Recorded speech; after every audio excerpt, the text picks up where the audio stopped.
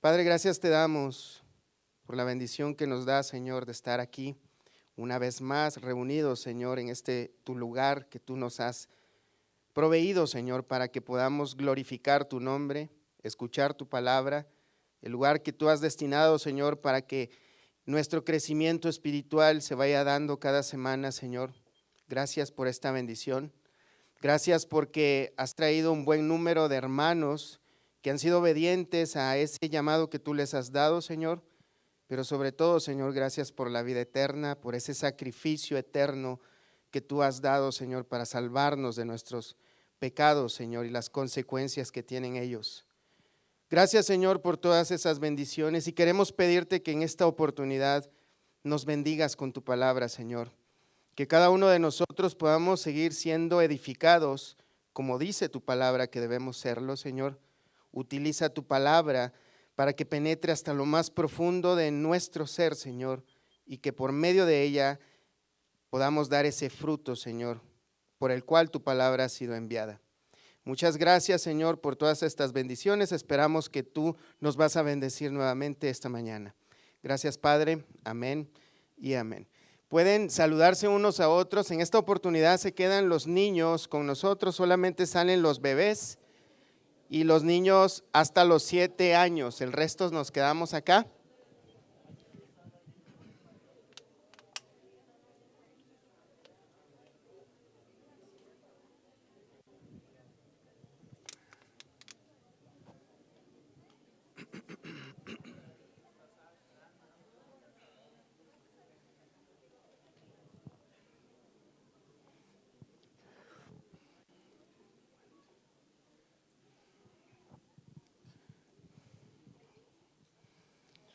Muy bien, hermanos. Nuevamente sean todos bienvenidos, es un gusto verles. Vamos a dar inicio, así que abran su Biblia en el libro de Mateo capítulo 16, verso 21 en adelante. Mateo 16, verso 21. Como todos ya saben, hemos estado estudiando el Evangelio de Mateo. Vamos viendo muchas cosas en este Evangelio que ha sido inspirado por el Señor. Es bien interesante, hermanos, cómo a veces uno se puede acercar a la palabra de Dios y en el caso del libro de Mateo, nada más podríamos pensar que es una narración histórica, pero cada vez que nos vamos adentrando poco a poco, más nos vamos sumergiendo en las profundidades de sabiduría y de cosas tan profundas que Dios quiere darnos a conocer. En esta oportunidad vamos a ver, hermanos, la necesidad que tenemos, la importancia que tenemos de entender correctamente el sacrificio de Cristo. Leamos Mateo capítulo 16, verso 21. Dice la palabra de Dios: desde entonces comenzó Jesús a declarar a sus discípulos que le era necesario ir a Jerusalén y padecer mucho de los ancianos, de los principales sacerdotes y de los escribas, y ser muerto y resucitar al tercer día. Entonces Pedro, tomándolo aparte, comenzó a reconvenirle diciendo: Señor, ten compasión de ti, en ninguna manera esto te acontezca. Pero él, volviéndose, dijo a Pedro: quítate delante de mí, Satanás, que me eres tropiezo, porque no pones la mira en las cosas de Dios, sino en las de los hombres. Entonces Jesús dijo a sus discípulos: si alguno quiere venir en pos de mí, niéguese a sí mismo y tome su cruz y sígame.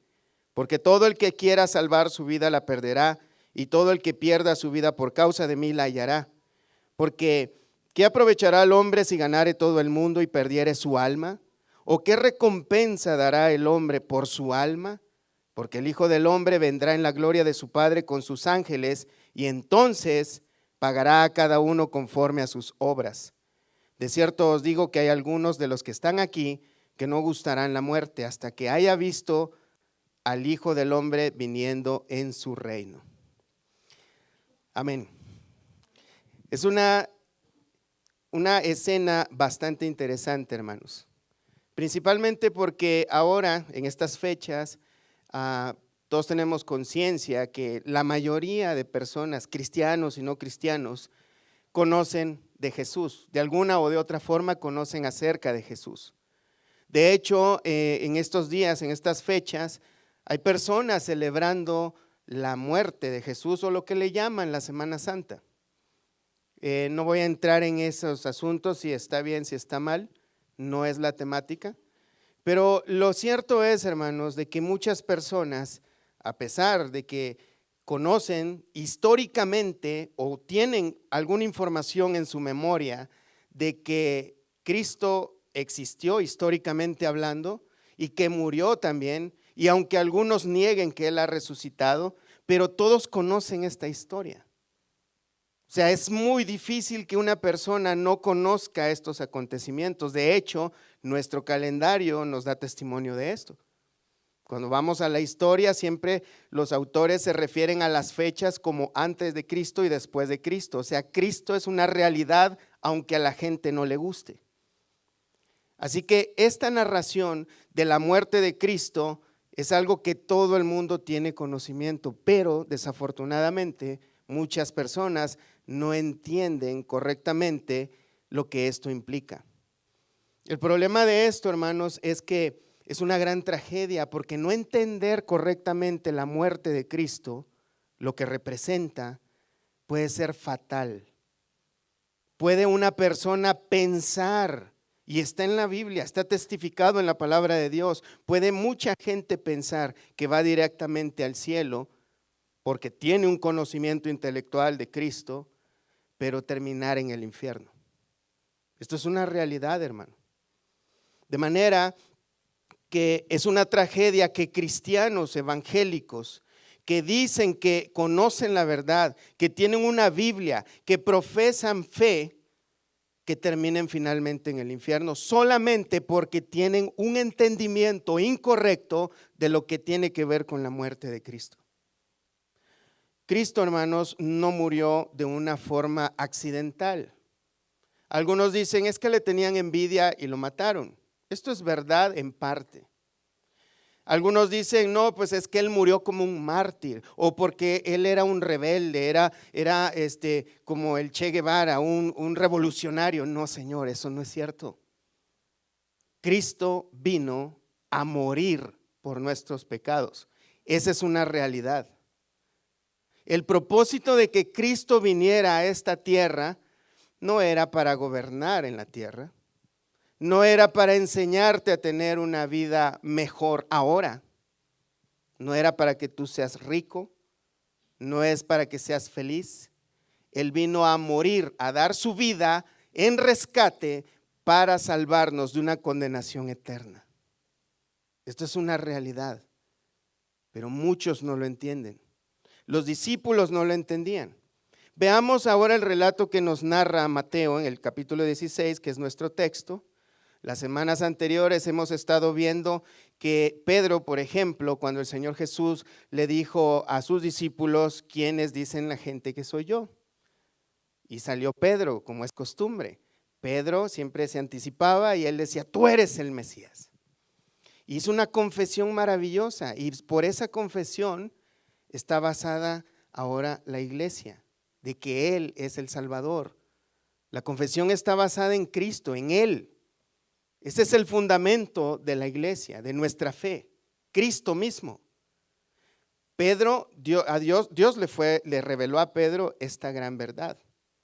Ahora vemos que el Señor en el verso 20 les dice, entonces mandó a sus discípulos que a nadie dijesen que Él era Jesús el Mesías. Él les mandó. Y vemos en el verso 21 que dice, desde entonces comenzó Jesús a declarar a sus discípulos que le era necesario ir a Jerusalén y padecer. Vemos que desde entonces, después de que él ya había hecho esa pregunta, ¿quiénes dicen ustedes que soy yo?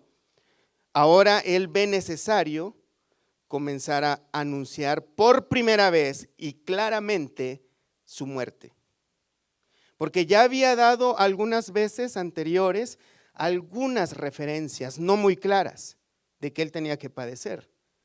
No muy claras, en algunas ocasiones él había ya hecho insinuación acerca de este evento, pero ahora claramente dice que le es necesario, fíjate que usa la palabra que es necesario, no es opcional, sino necesario de que él vaya, se dirija a Jerusalén y que padezca de las personas que se supone que deberían de estar con él. Los líderes religiosos, que debe padecer mucho de los ancianos y de los principales sacerdotes y de los escribas, y ser muerto y resucitar al tercer día. Aquí está todo claro, no hay alegorías, no hay parábolas, no hay ningún tipo de cosa oculta acá. Esto es claro, el Señor anunció que era necesario ir a Jerusalén, la ciudad santa, la ciudad del rey, la ciudad, hermanos, es interesante, la ciudad que contenía el templo donde se hacían los sacrificios únicamente. Siendo él el Cordero de Dios, él tenía que dirigirse voluntariamente hacia Jerusalén y ser maltratado y asesinado por los sacerdotes. No lo mataron directamente ellos, fueron los romanos, pero ellos intervinieron, hicieron todo lo posible para que Pilato condenara a Jesús a la cruz. Vemos que es tan interesante el plan de Dios desde principio a fin. Él ya sabía de esto, él no fue un mártir. Él nació con ese propósito y él lo sabía. Los que no sabían esto eran sus discípulos y muchos cristianos hoy en día. Es interesante. Él viene y dice que es necesario dirigirse a Jerusalén, ser sacrificado y resucitar. Con claridad, como dice el libro de Marcos capítulo 8, en el pasaje paralelo 8:32, que claramente les decía, y es bien interesante, hermanos, que el evangelio de Marcos, algunos le llaman el evangelio de Pedro. Es interesante porque Pedro, Marcos escribió el libro, pero algunos dicen que Pedro fue quien le contó todas estas escenas. Y Pedro parece que se interesó en que pusiera el detalle de que claramente le había dicho Jesús que necesitaba morir y resucitar al tercer día. El mensaje era claro. Y vemos a Pedro nuevamente en el verso 22. Después de que él da este anuncio por primera vez y con claridad, ahora dice, entonces Pedro, tomándolo aparte, comenzó a reconvenirle diciendo, Señor, ten compasión de ti, en ninguna manera esto te acontezca. Aquí vemos a Pedro, hermanos, una persona que parece que se anticipaba mucho. Era de espíritu muy fervoroso. Algunos le llaman que era muy atrabancado. Lo vemos cometiendo errores por apresurarse tanto, ¿verdad? Pero vemos a Pedro que unos minutos antes había dicho al Señor, tú eres el Mesías. Y ahora viene, lo agarra posiblemente del brazo, se lo lleva aparte y casi lo regaña, o más o menos tiene la intención de un regaño. No, Señor, no dejes que te pase esto. Que Dios no lo permita, no dejes que pase algo así. Los comentaristas dicen que esta frase es muy, muy difícil traducirla del lenguaje en el que se escribió en el griego al lenguaje, por lo menos al español. Es bastante difícil, pero tiene que ver algo así. No permitas, ni Dios permita que algo como esto te pase. Vemos a Pedro, hermanos, actuando muy naturalmente, como cualquier ser humano, como cualquier persona de los que estamos aquí presentes. No vemos nada malo así por encima de que Pedro haya hecho algo mal al decirle al Señor que no te pase algo como esto. Porque él está diciendo, el Señor está diciendo que va a ser maltratado y muerto.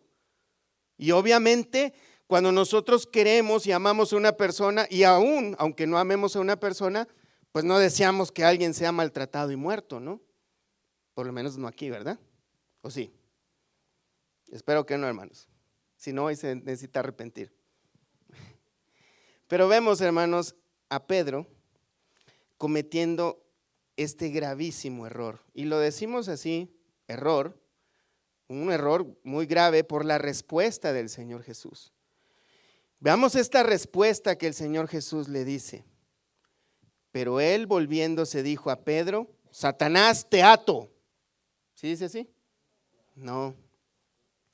Es bien interesante, hermanos, que algunas personas piensan que Pedro fue víctima de un ataque diabólico y que el diablo le metió la mano en el cuello y le movió la boca, como si fuera un ventríloco. Y que el diablo fue que habló con la voz de Pedro. No sé por qué, porque yo no veo al diablo por ninguna parte acá, hermanos. Vemos que el Señor le dice: Pedro, quítate de delante de mí, Satanás. Le dijo a Pedro. O sea, la escritura dice que le dijo a Pedro. O sea, no dice que el Señor Jesús se volteó, que Pedro estaba enfrente y se volteó para otro lado y te ato, Satanás, y te amarro y no sé qué cosas, como luego a personas que acostumbran a hacer. No, le dijo a Pedro directamente: aléjate de mí, Satanás. Pero ¿por qué la reacción del Señor Jesús? ¿Por qué? No, suena un poco exagerado, muy fuerte. Hoy en día muchas personas acostumbran decir cosas tal vez peores, pero en ese tiempo llamarle Satanás a alguien, y más a una persona que está procurando aparentemente tu bien, no suena muy usual. El Señor Jesús se muestra tan severamente en esta escena, hermanos, de esta manera, y lo vemos en el texto. Y esto es lo interesante, hermanos, que la Escritura habla por sí misma. Como les digo, acá aparece el nombre de Satanás, pero no vemos al diablo por ningún lado. Vemos, hermanos, que el Señor le dice: me eres tropiezo. Y se lo dice a Pedro, no al diablo. Me eres tropiezo. O sea, Pedro, después de que Jesús le dijo, Jesús le dijo: tú eres Pedro, tú eres la roca o una roca. Ahora le dice: Satanás, vete de aquí. Es algo muy, muy controversial, ¿no? Ahora le dice Satanás, y ahora esa roca es una piedra de tropiezo.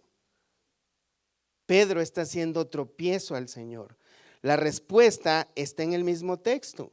No cabe duda que Pedro amaba al Señor Jesús y que tal vez sus intenciones eran muy, muy buenas. Pero, hermanos, Pedro, sin saberlo, estaba sirviendo de tropiezo al Señor, tratando de convencer al Señor Jesús que no fuera a la cruz. Eso es lo grave.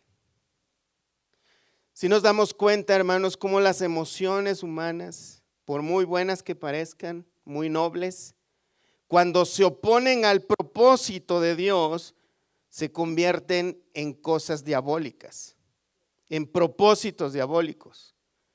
El Señor no estaba hablando con el diablo, hermanos. El Señor estaba reprendiendo a Pedro. Y la verdad, hermanos, que la palabra Satanás significa adversario. Pedro se estaba volviendo un enemigo del propósito de Dios sin querer hacerlo. Simplemente por ser y pensar como un ser humano común y normal. Ese fue el gran error de Pedro. Y esto, hermanos, a nosotros nos debe de hacer recapacitar, porque nosotros, al no entender muchas veces los propósitos de Dios, podemos cometer errores tales como estos. Podríamos estar cometiendo errores por dejarnos llevar por nuestro corazón, que es malo, perverso y que nadie lo puede entender ni enderezar. Vemos, hermanos, que el Señor asoció a Pedro con un tropiezo, con una piedra de tropiezo, no con un ataque satánico. Claro que Pedro estaba haciendo tentación para el Señor, pero no vemos al Señor diciéndole a sus discípulos: ay, disculpen, discípulos amados, es que este Pedro se dejó poseer por el demonio, o el diablo lo poseyó, o lo atacó. No. Vemos que la explicación que da el Señor, que Pedro era un tropiezo, cuando usa la palabra porque, me eres tropiezo porque, y está dando una explicación, porque no pones la mira en las cosas de Dios, sino en las de los hombres. Y esto es muy interesante, y si nos damos cuenta, hermanos, el evangelio, el mensaje del evangelio, el ser cristiano es sencillo y a la vez complicado. No tiene grandes cosas elaboradas, No tiene que ver con grandes manifestaciones místicas. Tiene que ver con accionares sencillos, con nuestra manera de pensar y actuar. Vemos que Pedro estaba pensando más en las cosas naturales, en las cosas comunes de los seres humanos. Posiblemente Pedro, aparte de un emocionalismo, algo muy natural de cualquier persona, cualquier sentimentalismo, aparte de eso, tal vez su motivación era de pensar de esta manera: Señor, pues si tú te mueres, ¿y ahora quién va a cuidar de nosotros? Si ahora los líderes fariseos y todos ellos, cuando tú estás con nosotros, no nos hacen nada.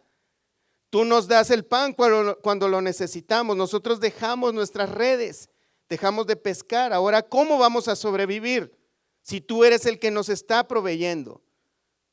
Si tú estás con nosotros. Aparte, hermanos, Pedro no estaba entendiendo para nada los propósitos de Dios.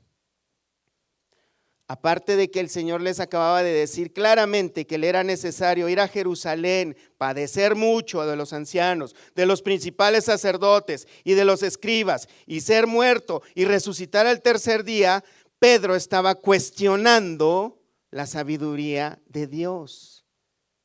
Job, en el capítulo 40, verso 2, Dios mismo le dice a Job, cuando estaba renegando de su suerte, le dice Job a Dios: ¿es sabiduría contender con el omnipotente?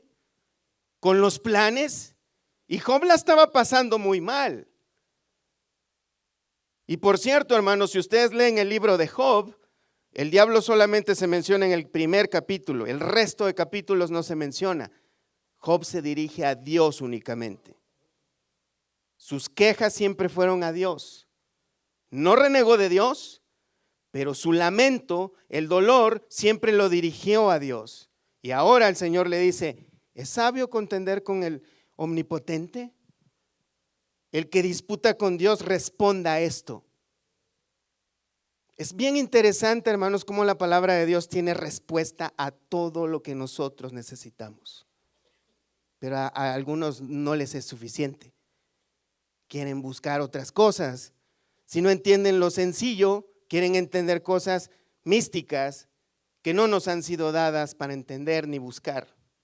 Romanos 11:34, el apóstol Pablo lo dice claramente: porque ¿quién entendió la mente del Señor? ¿O quién fue su consejero?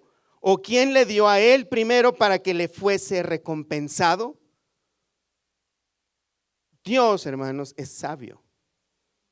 Dios tiene algunos propósitos que nosotros no entendemos.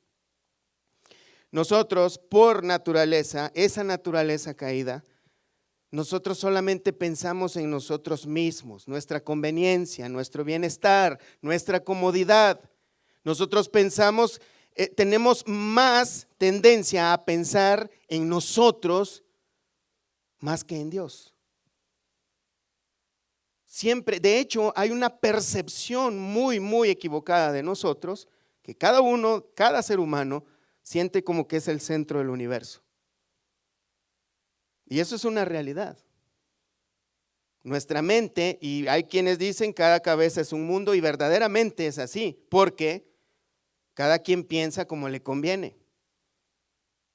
Pedro, el error de él es que estaba pensando humanamente, no tomando en cuenta las palabras que segundos antes el Señor acababa de mencionar, que era necesario que Él muriera y fuera muerto y resucitado al tercer día. Él no puso atención en eso. Él solamente, creo, que pensó: ¿cómo que te vas a ir? ¿Cómo nos vas a dejar solos? Que no te ocurra eso. Estaba pensando más en él, en sus compañeros tal vez si acaso, pero menos en los planes de Dios, en la sabiduría de Dios. Pedro estaba poniendo la mira en las cosas de esta tierra. Hay que notar, hermanos, que Pedro fue reprendido más severamente cuando intentó hacer que el Señor no fuera a la cruz que cuando lo negó 3 veces. ¿Sí se acuerdan de eso? De hecho, ahí el Señor lo consoló con mucho amor. Tanto que cuando resucitó, lo primero que le dijo a aquellas mujeres: vayan y díganle a Pedro que lo espero en Galilea, porque él quería consolarlo, porque Pedro estaba quebrado, porque había fallado al Señor. Pero en esta ocasión el Señor fue muy severo con él. Aquí donde vemos, hermanos, que cuando el Señor Jesús dice que le era necesario atravesar estas cosas, vemos que no hay otro camino. Vemos que no hay otro método de salvación para nosotros. Era tan necesario que el Señor Jesús, estando en el huerto de Getsemaní, orando al Padre, que lloraba y decía, y sudaba y lloraba sangre. Vemos que el Señor Jesús decía: Padre, si fuera posible, que esta copa pasare de mí. Algunos dicen: no, es que el Señor estaba bien asustado porque él ya sabía que le iban a meter unos clavos y le iban a dar unos latigazos. Hermano, eso no tiene nada que ver. Tenemos en la historia creyentes que fueron quemados por amor a Cristo. Creyentes que fueron crucificados por amor a Cristo y no lloraban, sino estaban gozosos. Esteban fue apedreado y dice en la escritura que él tenía un rostro como de un ángel. Y cuando estaba siendo apedreado decía que no tomara: Padre, no tomes en cuenta este pecado. ¿Y cómo es que el Señor Jesús estaba llorando y estaba clamando y tenía miedo? Y sus discípulos no. Lo que pasa es que el Señor Jesús estaba a punto de cargar con toda la ira de Dios que tú y yo merecíamos. Él se puso en medio de la ira justa de Dios y nosotros. Él no estaba llorando por los pecados, por los clavos. Él no estaba asustado por los látigos. ¿No se acuerdan lo que le dijo a Pedro cuando le cortó la oreja al soldado? Yo tengo la autoridad de llamar una legión de ángeles. Pero no lo hizo, porque ese era el plan. El plan era que era necesario, era el único camino de que Cristo fuera a esa cruz por nosotros. No entender eso es grave, hermanos. No entenderlo, no darle la reverencia que se merece esto, es grave para nosotros. Hermanos, no entender, y es bien interesante que el Señor Jesús, cuando le dice a Pedro: porque no pones la mira, y en uno de los significados y aplicaciones de esa frase en el original es: porque no entiendes los caminos de Dios. Pedro no estaba entendiendo, sus discípulos no estaban entendiendo. Cristianos hoy en día no entienden lo que es el cristianismo. Pedro era tropiezo porque no entendía los planes de Dios. Pedro era tropiezo y era un adversario, era un Satanás, porque estaba oponiéndose al propósito de Dios. No veamos a Pedro, hermanos, como un personaje tan torpe, aunque sí lo era, pero no hay diferencia entre él y nosotros. De hecho, esa comparación, hermanos, entre ovejas y el pueblo de Dios es una relación por la torpeza de las ovejas, las cuales necesitan de un pastor. Habían otros discípulos en Lucas 24, 21, que iban camino a Emaús. Estos discípulos los podemos ver, ustedes pueden leer todo el capítulo. Yo voy a leer algunos versículos. En el verso 21 vemos que ellos iban caminando por el camino, luego el Señor se les aparece y les dice: ¿qué pláticas tienen? Pues es que no sabes lo que ha acontecido, a Jesús lo crucificaron, lo mataron, eres el único forastero que no se da cuenta de todas estas cosas. Y en el verso 21 ellos exclaman de esta manera: pero nosotros esperábamos que Él, o sea Jesús, el que había de redimir, era el que había de redimir a Israel. Y ahora además todo esto, hoy es ya el tercer día que esto ha acontecido. Había gente, hermanos, que tenían un leve entendimiento de quién era Jesús, pero no entendían que Jesús necesitaba morir por el pueblo. El sumo sacerdote profetizó, por ser el sumo sacerdote, que era necesario que Jesús muriera por todo el pueblo, pero no entendió las razones por las cuales tenía que morir. Él pensaba que tenía que morir Jesús por el pueblo porque él podía provocar que los soldados romanos los destruyeran. Y por eso lo mataron. Querían matarlo. Pero no entendían, siendo ellos maestros de la ley. Hermanos, el hecho de conocer mucho la Biblia tampoco es garantía de que tengas un buen entendimiento de los propósitos de Dios. Si tenemos un pensamiento más terrenal que en los propósitos de Dios.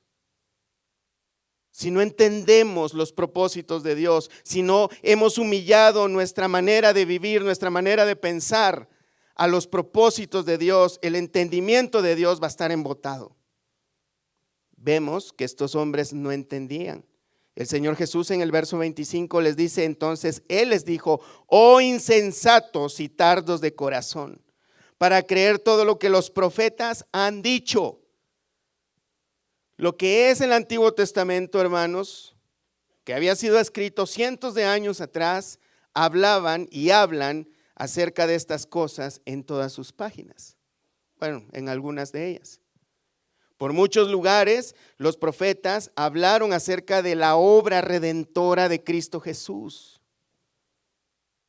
Verso 26, no era necesario que el Cristo padeciera estas cosas y que entrara en su gloria. Y fíjense bien, en el verso 27, y comenzando desde Moisés y siguiendo por todos los profetas, o sea, por todo lo que ellos tenían de Biblia en ese entonces, les declaraba en todas las escrituras lo que de él decían. Las escrituras. Estaba escrito. Entonces, verso 31, entonces le fueron abiertos los ojos y le reconocieron, mas él desapareció de su vista. Y se decía el uno al otro: ¿no ardía nuestro corazón en nosotros mientras nos hablaba en el camino y cuando nos abría las escrituras? ¿Ven la importancia de las escrituras en nuestra relación con Dios? Su palabra es la que puede abrir nuestro entendimiento si tenemos una buena actitud cuando nos acercamos a ella. Vemos un ejemplo muy claro en el libro de Isaías, capítulo 53, que es un capítulo muy, pero muy conocido. Capítulo 53 de Isaías, verso 1. ¿Quién ha creído a nuestro anuncio? ¿Y sobre quién se ha manifestado el brazo de Jehová? Subirá cual renuevo delante de él, y como raíz de tierra seca, no hay parecer en él, ni hermosura le veremos, mas sin atractivo para que le deseemos. Despreciado y desechado entre los hombres, varón de dolores, experimentado en quebranto, y como que escondimos de él el rostro, fue menospreciado y no le estimamos. Ciertamente llevó él nuestras enfermedades y sufrió nuestros dolores. Y nosotros le tuvimos por azotado, por herido de Dios y abatido. Mas el herido fue por nuestras rebeliones, molido por nuestros pecados.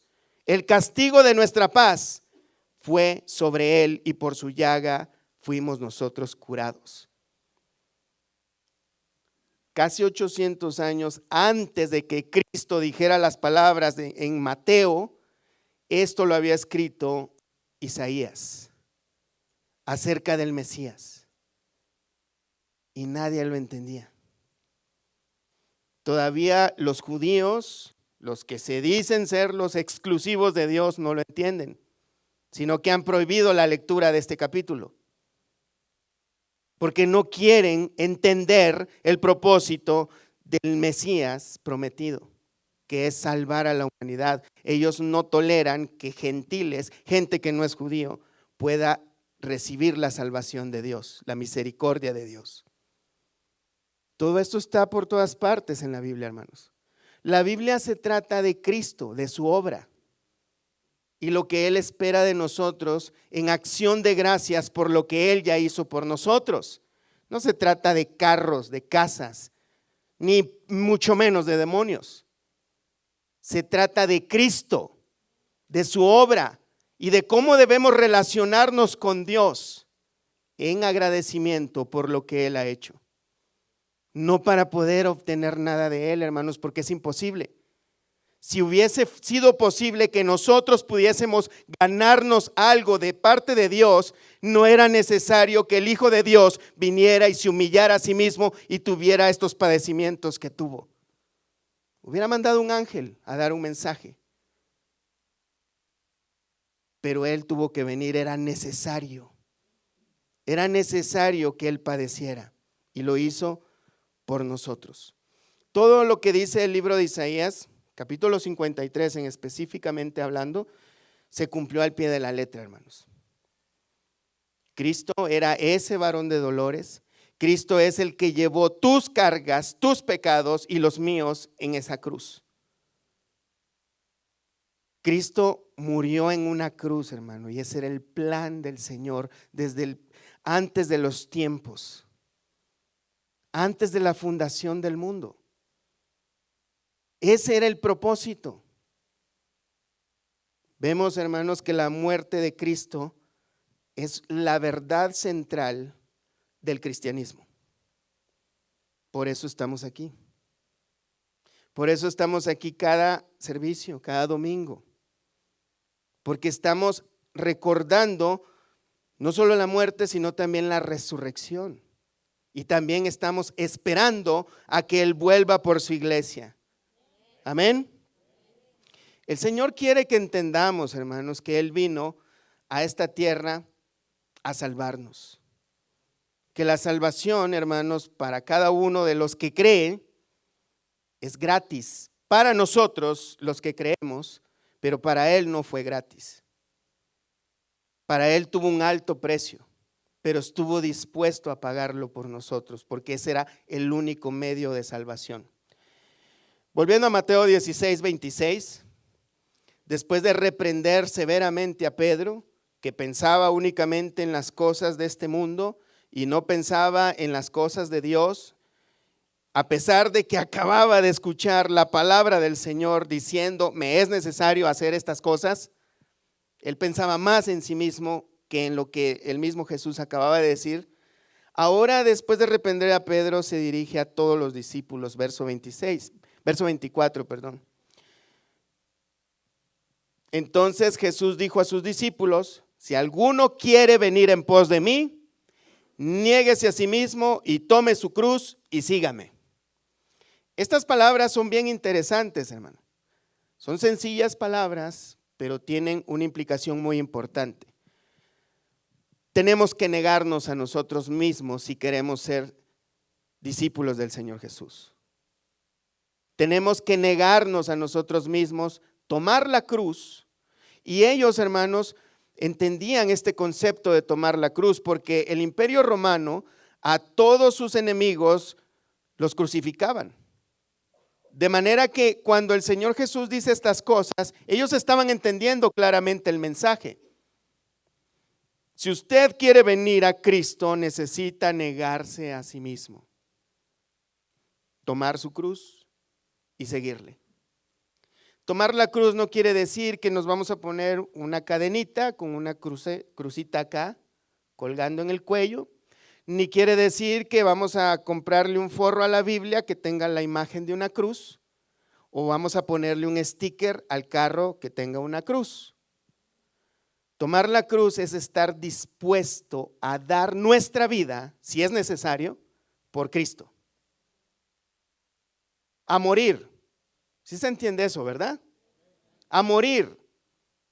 A tener una fidelidad tan grande por Cristo que si fuese necesario, por esa fidelidad, dar hasta nuestras vidas como lo hicieron nuestros hermanos creyentes en los siglos pasados. Cuando nosotros vamos a la historia de la iglesia, hermanos, vemos que los creyentes iban gozosos a la muerte. Eran devorados por leones, pero jamás pensaron en negar a Cristo. Negarse a uno mismo, hermanos, no es dejar de comer carne en la Cuaresma, Negarse a uno mismo no quiere decir que no voy a comer chocolates por la Cuaresma o algunas otras cosas que algunos hacen para estos días. O no, negarse a uno mismo es ir a la iglesia en la Cuaresma, dicen unos. Todo el año no se les ve, pero en la Cuaresma sí van. Eso no es negarse a uno mismo. Si vemos también en su contexto el libro de Lucas, uno de los pasajes paralelos de esta misma historia, dice que debemos negarnos cada día, tomar nuestra cruz cada día y seguirle. No es solo el domingo, no es solo en la Cuaresma, no solo es cuando nos da la gana, sino es todos los días. Todos los días necesitamos negarnos a nosotros mismos. ¿Y qué quiere decir esto? Es negarnos al yo. Es crucificar a ese yo. Les decía hace un momento que el ser humano tiene es parte de nuestra naturaleza caída el pensar únicamente en nosotros mismos, en nuestra comodidad, en nuestros logros, nuestras metas, nuestros propósitos.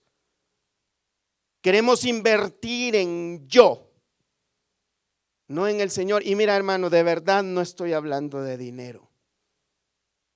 No quiero tomar esta oportunidad para decir es que tienes que dar dinero. Todos estamos de acuerdo, hermanos, que nos es mucho más fácil dar una cierta cantidad semanal o mensual de dinero que negarnos a nosotros mismos. Y es muy fácil. Algunos piensan apaciguar sus conciencias con el dinero. No, yo me estoy negando a mí mismo y aquí va el dinero, pero porque les sobra. Pero no se trata de eso, a no ser que tengas un problema de avaricia.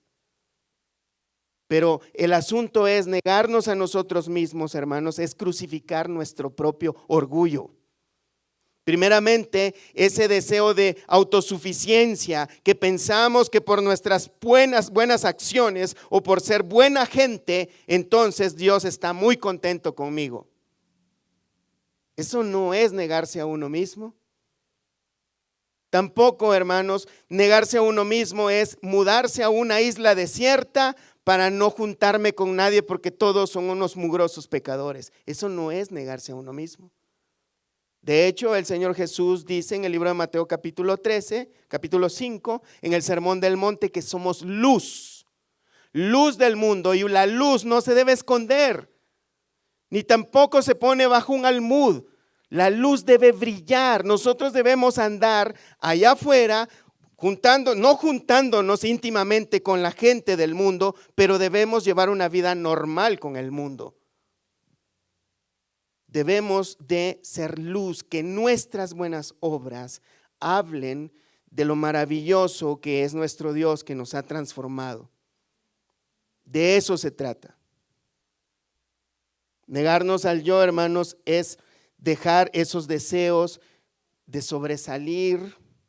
Más bien debemos de desear que quien sobresalga sea Cristo. Esos deseos de cumplir nuestras metas personales, no, que debemos de pensar más bien de cumplir las metas de Cristo. Eso es que Cristo sea el todo para todos nosotros, hermanos. Eso es negarnos a nosotros mismos. Esto no quiere decir que dejemos nuestras responsabilidades. No quiere decir que abandones tu trabajo. No quiere decir que no pagues tus biles. No quiere decir que no dejes de hacer tus obligaciones a las cuales tenemos que cumplir. Cuidar nuestros hijos, nuestro hogar y todas esas cosas. No quiere decir eso. Pero sí quiere decir que todo lo demás se lo tenemos que entregar a Cristo.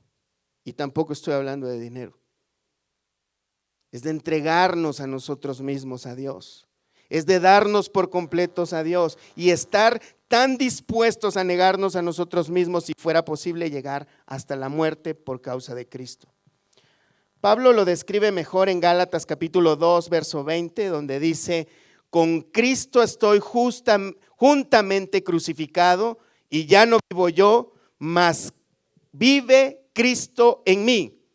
Y lo que ahora vivo en la carne, lo vivo en la fe del Hijo de Dios, el cual me amó y se entregó a sí mismo por mí. No desecho la gracia de Dios, pues si por la ley fuese la justicia, entonces por demás murió Cristo. Tenemos también que tomar en cuenta que ese sacrificio de Cristo a favor nuestro, hermanos, eso quiere decir que tú, yo, no teníamos posibilidad alguna de salvarnos a nosotros mismos. No desechemos la gracia de Dios, porque si fuese por nuestro propio esfuerzo personal, por nuestra propia obediencia, por nuestro sudor espiritual, por demás entonces vino Cristo a morir en una cruz. Si tú te podías salvar solo. No estoy diciendo que debemos ser desobedientes a los mandamientos de Dios de ninguna manera, pero no debemos de poner los mandamientos como algo que debo de obedecer porque si no el Señor me va a castigar. No debemos poner los mandamientos y la obediencia a Dios como si dejo de obedecerlo, entonces me voy a ir al infierno. No estás confiando en la muerte de Cristo entonces. Entiende esto, hermano, hermana, que Cristo murió para salvarnos de nuestros pecados.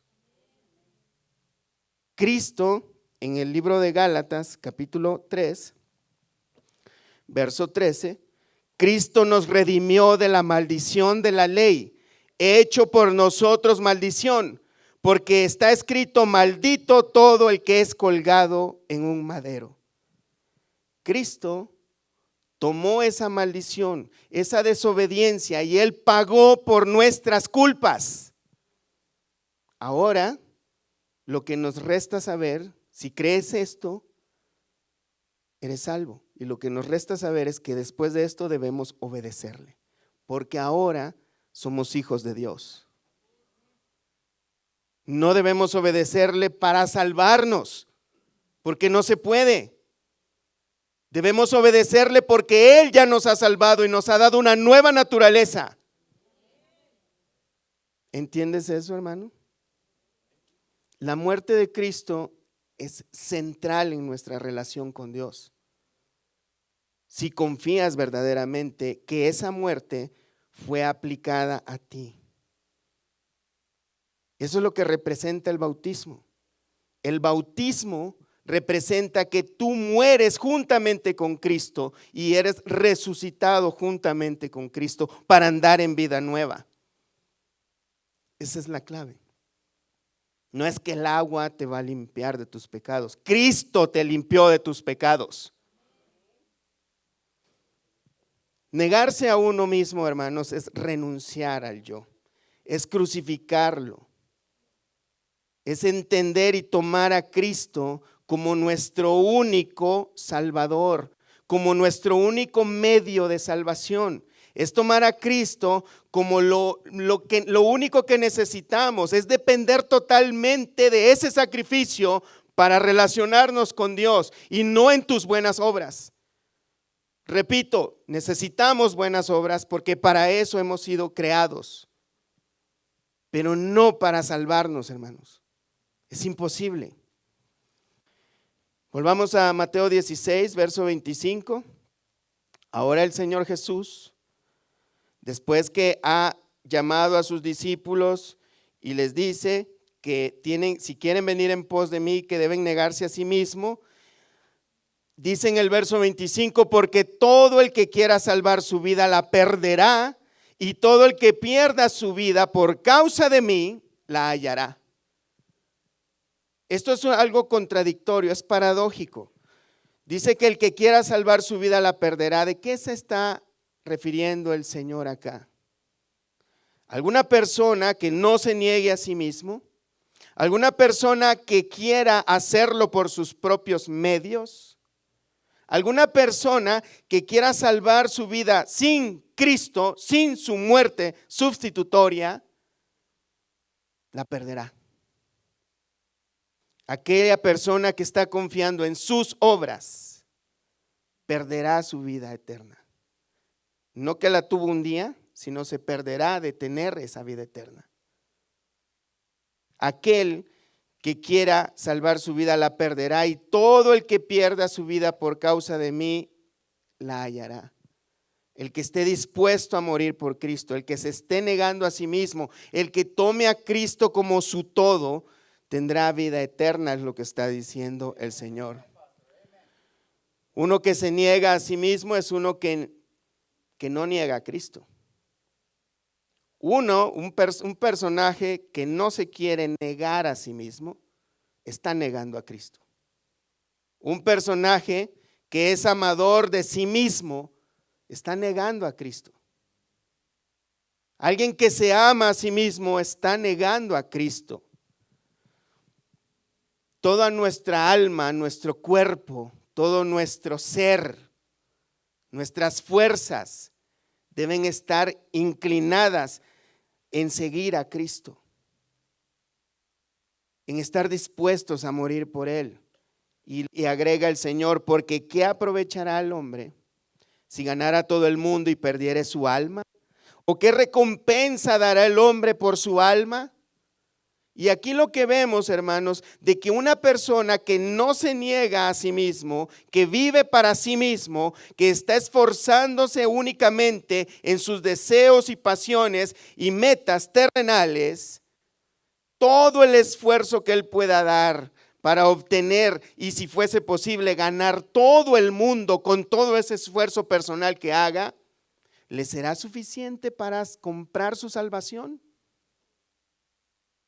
Aunque ganase todo el mundo, con todo su esfuerzo, con toda esa dedicación que le hace a sus estudios, o por verse mejor físicamente, o por estar ocupándose de sus propios asuntos, todo eso va a ser suficiente para ganar su alma, para poder cambiar todo eso, aunque ganase todo el mundo con ello. ¿Podrá ofrecer el mundo, todo el mundo, todas sus riquezas, o todos sus logros para poder rescatar del infierno su alma?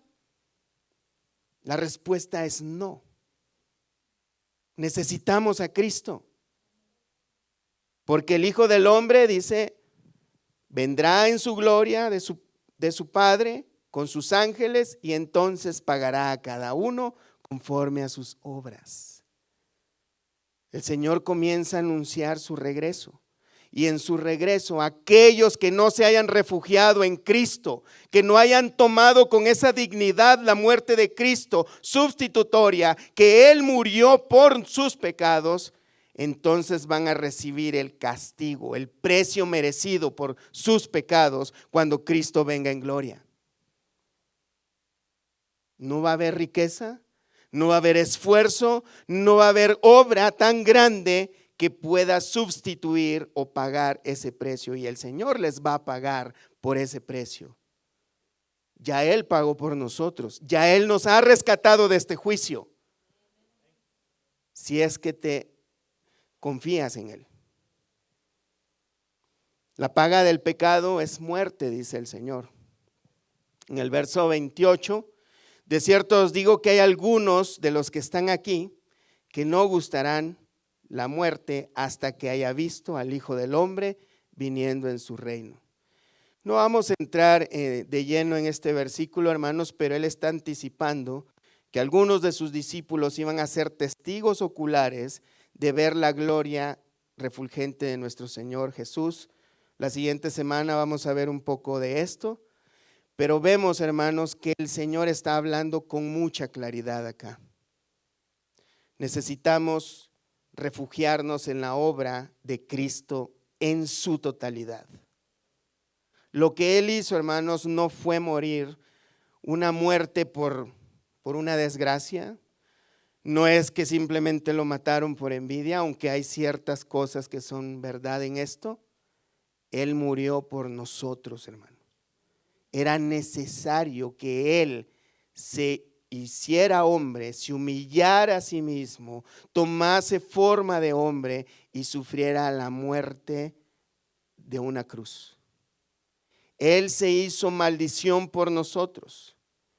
No hay pecado tan grande que el Señor Jesús no haya podido pagar por todos nosotros. Por eso era necesario que el que muriese en esa cruz fuese Dios. Porque era una ofrenda eterna, completa, perfecta. Los sacrificios en el Antiguo Testamento nada más eran una sombra, una representación de la obra verdadera, magnífica, perfecta y santa que Cristo iba a hacer en una cruz. Muchos no lo entendieron y muchos no lo entienden ahora. ¿Entiendes tú el sacrificio de Cristo? Pedro finalmente lo entendió, hermanos. Es maravilloso, hermanos, ver la historia bíblica. Pedro en Hechos 2:21, cuando se levanta ahora lleno del Espíritu Santo, ahora se levanta y predica, dice: y todo aquel que invocar el nombre del Señor, está hablando del Señor Jesús, será salvo. Varones israelitas, oíd estas palabras: Jesús Nazareno, varón aprobado por Dios entre vosotros, con las maravillas, prodigios y señales que Dios hizo entre vosotros por medio de él, como vosotros mismos sabéis, a este, entregado por el determinado consejo y anticipado conocimiento de Dios, prendisteis y matasteis por manos de inicuos, crucificándole.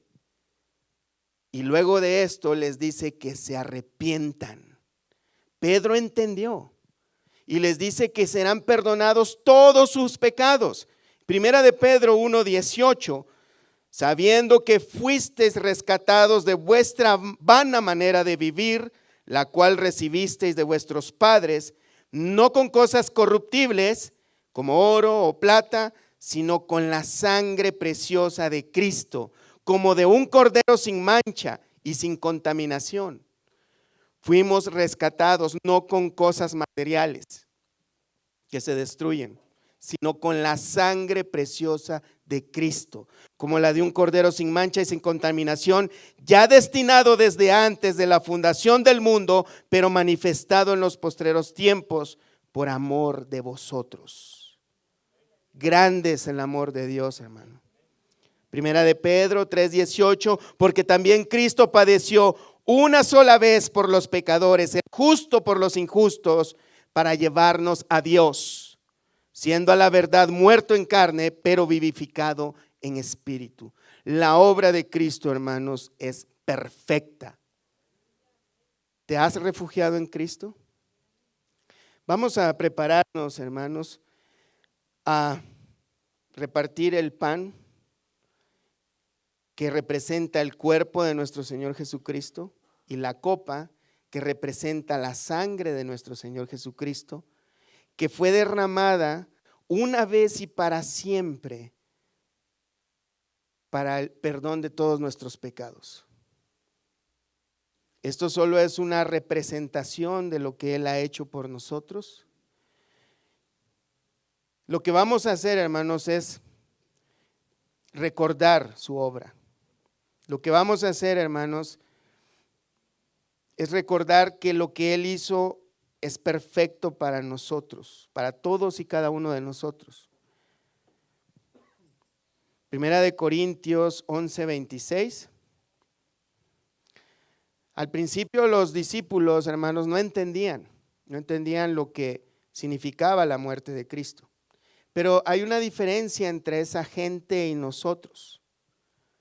Y es una diferencia muy significativa. Ellos no tenían todo el consejo de la palabra de Dios como nosotros la tenemos. Ellos tenían parte de la revelación. Nosotros tenemos toda la revelación ahora con nosotros mismos. Primera de Corintios 11:26 dice: así pues, todas las veces que comiereis este pan y bebiereis esta copa, la muerte del Señor anunciáis hasta que Él venga. Cuando nosotros hacemos esto, hermanos, estamos anunciando la muerte de Cristo. Lo que debemos de tener entendimiento, hermanos, un entendimiento correcto de que esto, los elementos que estamos ahorita a punto de compartir, no tienen poderes en sí mismos. Quien tiene el poder es Cristo, su obra. Pero esto es una representación también digna de reverencia por lo que representa. No sea que hagamos como la iglesia de Corinto en el primer capítulo, en el capítulo 11, verso 27, que dice que estos corintios estaban tomando indignamente la cena del Señor. En el verso 27 dice Pablo: de manera que cualquiera que comiera este pan o bebiera esta copa del Señor indignamente será culpado del cuerpo y de la sangre del Señor. No se trata en este asunto, hermanos, de que no hayas cometido pecados, porque la Biblia dice que no hay quien no peque. Pero sí se trata, hermanos, de que nos pongamos a cuentas con Dios, que tomemos con dignidad estos elementos que representan al cuerpo de nuestro Señor, que hagamos memoria de lo que Él hizo por nosotros. De hecho, esa representación, cuando tú introduces esa porción de pan en tu boca y tus dientes están moliendo ese pan, así nuestro Señor fue molido por tus pecados y por mis pecados. Así como ese jugo que estamos a punto de beber pasa libremente por nuestra garganta, así la sangre de nuestro Señor fue derramada por tus pecados, por nuestros pecados. Y tienes que entender, hermano, que este sacrificio, esa obra que Cristo hizo por nosotros, es suficiente para salvarnos. Tenemos que depender totalmente de esta obra que hizo Cristo por nosotros, y que eso sea lo que nos motive a cada uno de nosotros a obedecerle, a negarnos a nosotros mismos, a serle fiel, a estar dispuestos, si fuera posible y necesario, a ir hasta la muerte. Vamos a ponernos de pie, hermanos.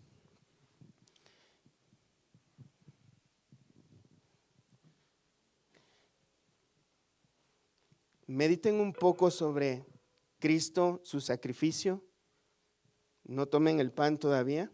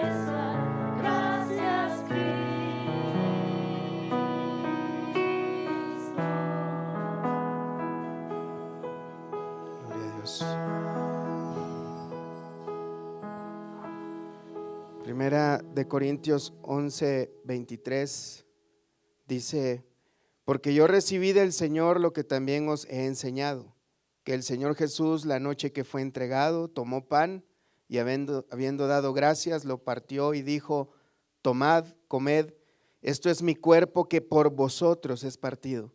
Haced esto en memoria de mí. Comamos el pan, hermanos.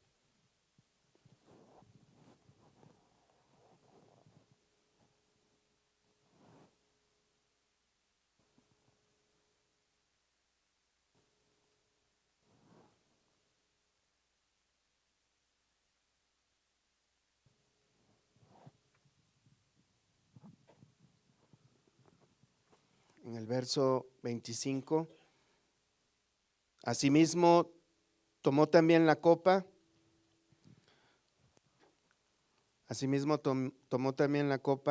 después de haber cenado, diciendo: esta copa es el nuevo pacto en mi sangre, haced esto todas las veces que la bebiereis en memoria de mí. Bebamos la copa, hermanos.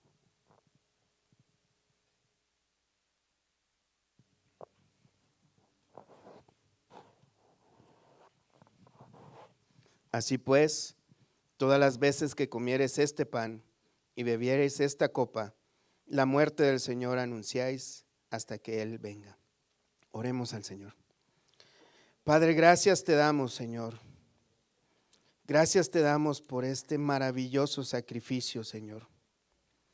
Reconocemos que éramos enemigos tuyos. Tu palabra dice que alguno morirá por el justo, pero siendo nosotros pecadores, Cristo murió por nosotros.